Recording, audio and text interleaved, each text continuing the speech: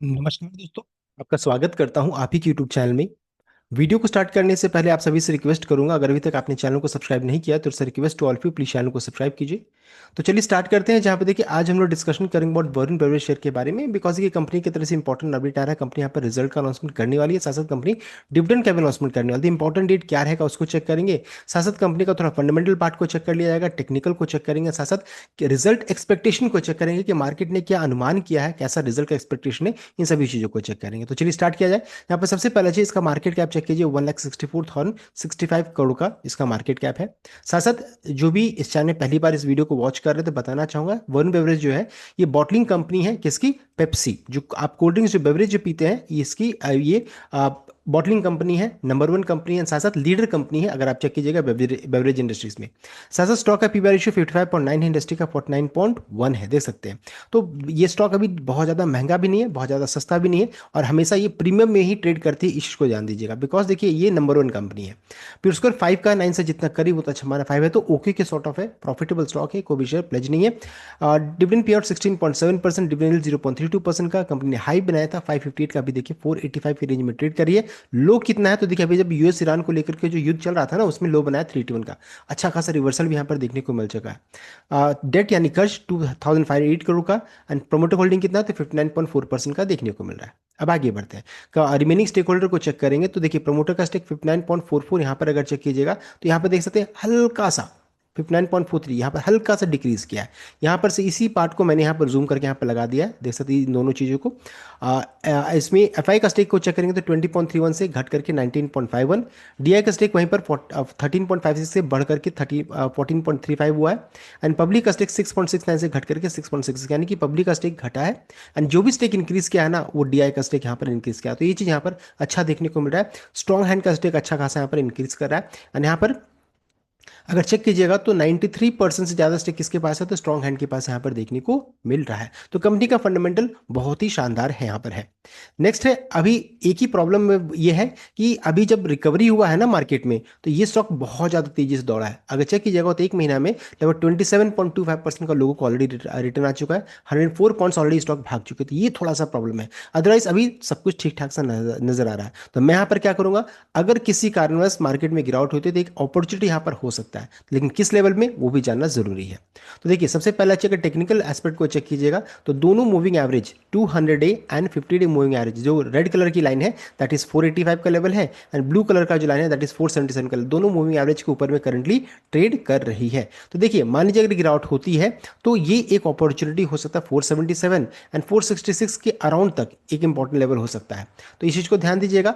मैं यहाँ पर बाय एंड डिप की स्ट्रैटेजी से काम करने वाला हूँ, क्योंकि दोनों मूविंग एवरेज के करंटली ऊपर में ट्रेड कर रही है। तो ट्रेंड इसका क्या बन गया, अभी इसका ट्रेंड बुलिश साइड में हो चुका है, बुलिश ट्रेंड हो चुका है। जब तक इन दोनों मूविंग एवरेज के ऊपर में है तब तक कोई डरने की बात ऐसा है नहीं। अगर जैसे ही लेकिन अगर ये लेवल टूट जाता है, मान लीजिए 477 पे अगर टूट जाता है एंड 460 के नीचे चला जाता है तो फिर दिक्कत की बात हो जाएगी। तो दोनों लेवल को ध्यान में रख करके कोई भी ट्रेड इनिशिएट कीजिएगा, इस चीज को ध्यान दीजिएगा। और मैं यहाँ पर बाय एंड डिप की स्ट्रैटेजी से काम करने वाला हूँ। नेक्स्ट है डिविडेंड, चूंकि कंपनी डिविडेंड ट्रांसमिट करने वाली थी, कितना डिविडेंड एक्सपेक्ट कर सकते हैं। देखिए 2026 में अप्रैल मंथ में 50 पैसा, 2025 में चेक कीजिएगा तो 50 पैसा, देन मई मंथ में 50 पैसा, देखिए देख सकते हैं यानी कि कितना एक्सपेक्टेशन रख सकते हैं। तो लगभग 50 पैसा, 50 पैसा से लेकर के हम लोग 80 पैसा तक का यहाँ पर डिविडेंड एक्सपेक्ट कर सकते हैं। इससे ज़्यादा कंपनी अनाउंस नहीं करती है, अगर इससे ज़्यादा मिलेगा तो बहुत अच्छी बात है। नेक्स्ट है, साथ साथ बताना चाहूंगा, अगर ये जो कंपनी जो है ये फेमस किस चीज को लेकर के तो बोनस एंड स्प्लिट को लेकर के फेमस है। ये अगर चेक कीजिएगा 2019 में कंपनी ने 1:2 का बोनस अनाउंसमेंट किया था, 2021 में 1:2 का, 2022 में 1:2 का, 2023 में चेक कीजिएगा तो 1:2 का, 2024 में चेक कीजिएगा तो 1:2.5 का।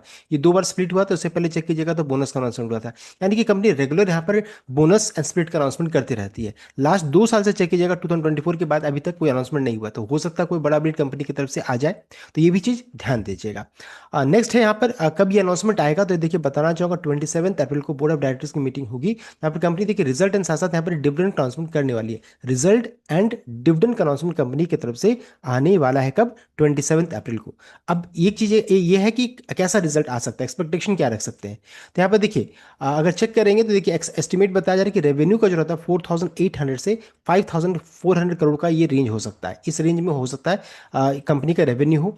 अगर चेक करेंगे पिछले साल यानी कि मार्च में कितना था, तो 5567 का देख सकते हैं। अगर हम लोग लोअर बैंड को मान लेते हैं कि चलिए ये आता है, तो यहाँ पर अगर चेक करें तो ईयरली बेसिस में 14% का गिरावट हो जाएगा। और साथ साथ अगर चेक करेंगे क्वार्टरली बेसिस में, पिछले दिसंबर क्वार्टर में 4204 का था, तो यानी कि लगभग 14% का 14% का उछाल हो जाएगा।